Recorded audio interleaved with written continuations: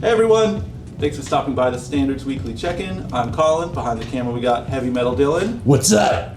Today we're going to be getting into some staff picks, flipping through some new arrivals, recently priced records, and addressing the viewer questions at the end of the video. As always, if you see anything you like, you can hit the DMs on Instagram, give the shop a ring, or just cruise in. We're open 11 to 8, 7 days a week. Dylan, we got a lot of flipping through today, so let's talk about. This isn't a record, Dylan. What is it? It's an event. Oh. Yeah, we finally got the Turnstile new album from was this last year or 2 years ago? Time is an Illusion, 2021. So from last year. We haven't been able to get copies of this in forever. We got good numbers on it. I'm so happy. Snob that I am, I hadn't heard this record yet because I wanted to wait till I had the record to hear it, because that's how I heard all the other Turnstile records, was just playing them in the store a bunch. And let me tell you, it was worth the wait. Yeah? Yeah, I really found myself smitten with this one. Played it a lot. I mean, it's silly that's the problem with supply chain, and art, right? Is like where I'm, very happy about an album that everyone's already consumed and devoured and is moved on from, I guess. But no, I really enjoyed this one. I don't feel it's that different of a beast than their previous records. Mm-hmm. I think they've always been very eclectic and had good interludes and just interesting ways of kind of spicing up their sound. I still listen to it like a hardcore record. I don't know if maybe they're in a different place stylistically, or they're taking influences from other places, but it still feels like a hardcore record to me. I think the Bad Brains isms, particularly like the Eye Against Eye and Quickness, like in the guitar work and whatnot, are like, I don't know. It is very rare to hear a band step to that sound, and maybe it's not even something that someone would pick up on if you haven't really embedded yourself in that era of Bad Brains records. But yeah, I think stuff like that still grounds it as a hardcore record, even though it goes out of the world stylistically. I really liked it. Worth the wait. Enjoyed it. And more importantly, we have copies, so if you enjoy it, you can buy it here. You got some spins on that one, right? Yeah. After listening to it to pretty much all day, right, I will say that I liked it. Yeah. Yeah. It's like enjoyable. Yeah. Infectious. Yeah. What's the word? What's the other album? Time and Space. Right. When we had that one, I would listen to it like as like a placeholder for like when I want to like listen to hardcore, but there's like like too many people to be like kind of mean. Yeah, you don't want to put on Totalitar when the families are out. Yeah. And like this is like the perfect like, especially this one now. It's like the perfect like middle ground. Absolutely. So yeah, and like the same with the Time and Space, like it was like the perfect middle ground, and I feel like this one's a little bit not to sound like I'm not trying to make them sound bad or anything. It's a little softer than Time and Space. Yeah, for sure. But it again, it's very digestible in terms of like if you're not into hardcore, you probably enjoy it more than I don't know, DRI. Yeah, I liked all the percussion spice on it, like on a Holiday or something. Yeah. I mean, in addition to the drums. Yeah. Just to hear a lot of those flourishes on that record work. Yeah, very nice. I think they do a great job of keeping things interesting, diverse, spicy. All right. Yeah. So yeah, we like the record that everyone decided was good a year ago. Yeah. Consensus, officially. Jesus. Let's flip through some records. All right. You want to talk about your little show? What's my show? Yeah, the program gigs. Oh, it was fun. The thing about places like that, I can't like enjoy it from like being far in the back. Yeah. And I'm not one to like push my way towards the front. Yeah. I know what you're saying. So I was like, I'd listen from outside, and it was actually like, I was like, damn, they're crushing it in there. Yeah.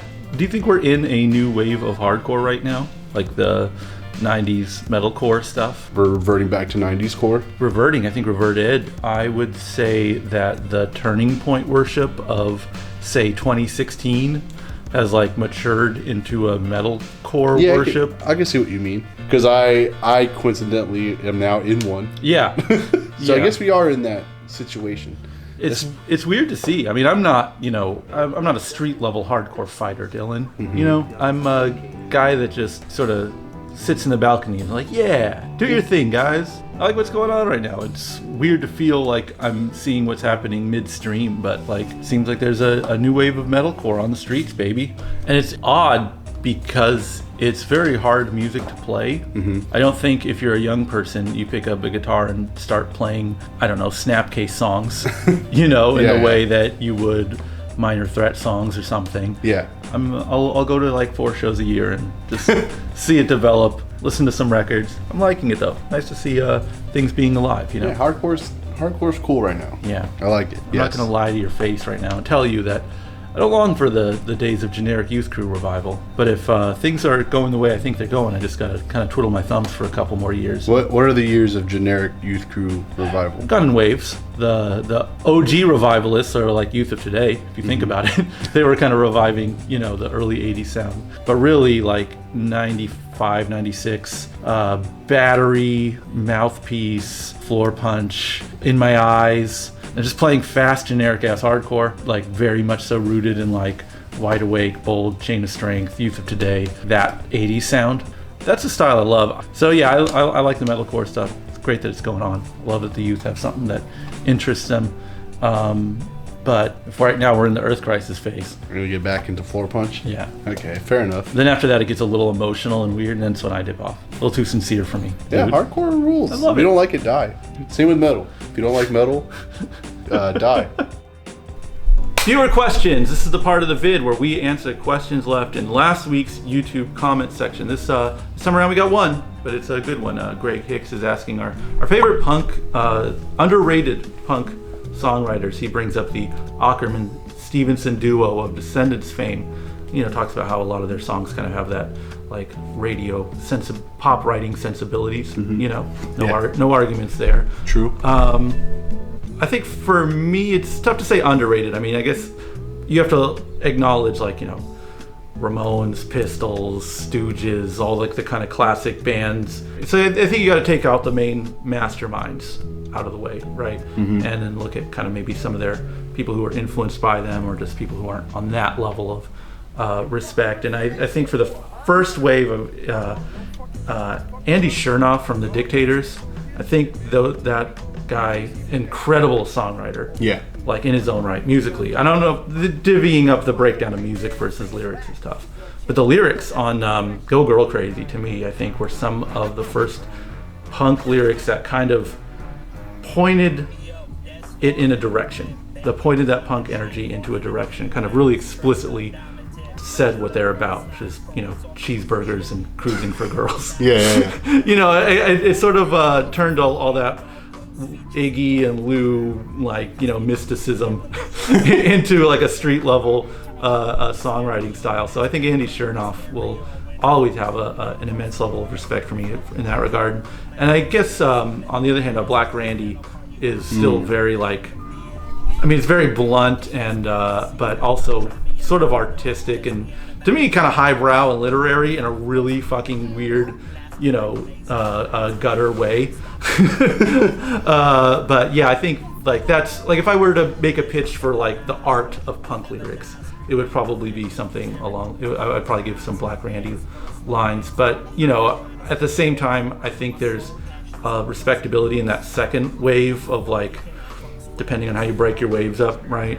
Of like Sham 69 and Angelic Upstarts and the more like really street level, like working man's lyrics, you know? You gotta give respect for like Mency and Jimmy Percy from really shedding the last remnants of, I don't know, for lack of better words, like artsy, literary approach to punk lyrics and giving something more street level. But I think of that wave of guys, Charlie Harper, Nicky Garrett of UK Subs, they're underrated in the sense that I kind of feel I just don't hear enough about the UK Subs, and their lyrics aren't. Again, I could give you Black Randy lyrics on paper and just say, you know, read them like they're poetry. I probably couldn't do that for I Live in a Car, you know. But I think the tone that they establish is really impressive. Steve Druitt from Newtown Neurotics. I don't have any real great reason for that. I just think he's a really good lyricist.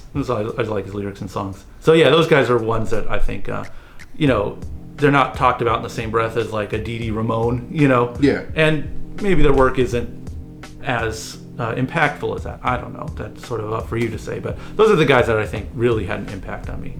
Dylan, what do you got for them? You know, as I'm trying to think of this answer while you're giving your little spiel. My little spiel. Your little spiel. Nice. Your answer. Okay, it was a great answer. Just chipping away at me, you know? No, they're great. Digging It in. was a great answer. Oh, I love these digs. love it. I you love know? these digs. No, yeah, Sham 69, sure. Hey, you ever- Dictators, no, and Dictators is a good call. Not gonna Yeah. front. That is a good one. You listen to I Don't Wanna from Sham 69. That is. If I could have had to explain punk in one song, that's it. No, you got a point. I'm just fucking with you. Yeah. But yeah, you know.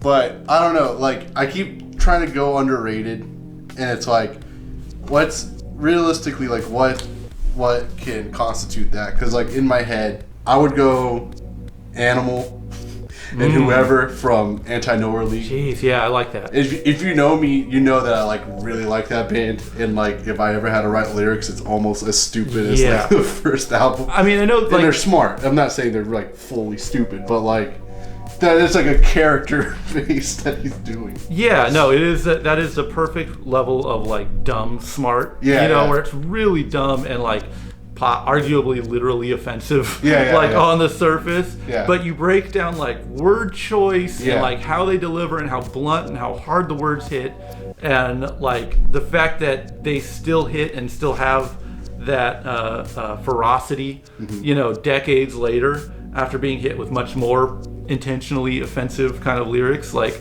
that's style right there. Yeah. And it's kind of, that's where songwriting comes in. That's where skill comes in. That's where the pen comes in. And yeah, that's a great call. And also a band that will never get written about or talked about in like, Yeah. you know, Mojo or like, Yeah. you know, when whatever NPR does, they're like, hey guys, we're here to talk about the history of punk music. It started with X-Ray Specs, and, you know. So yeah, I think underrated is probably the word for old Anti-Nowhere League, because yeah, they're not getting talked about. I'll go a tit for tat for you, since we're going across oceans here. I'll say Lee Ving.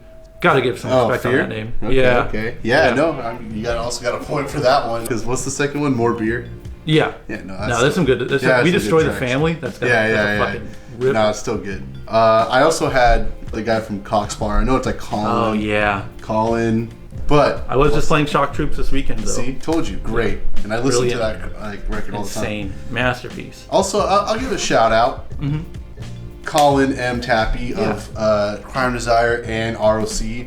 Great mind, you know, talking about Piranha, Thanks for watching this video. My Desires. As always, if you want to have a question answered, hit the YouTube comment section. We'll address it next week. Thanks for watching, everyone. Peace. Daily Warfares. Piranha. A Pariah.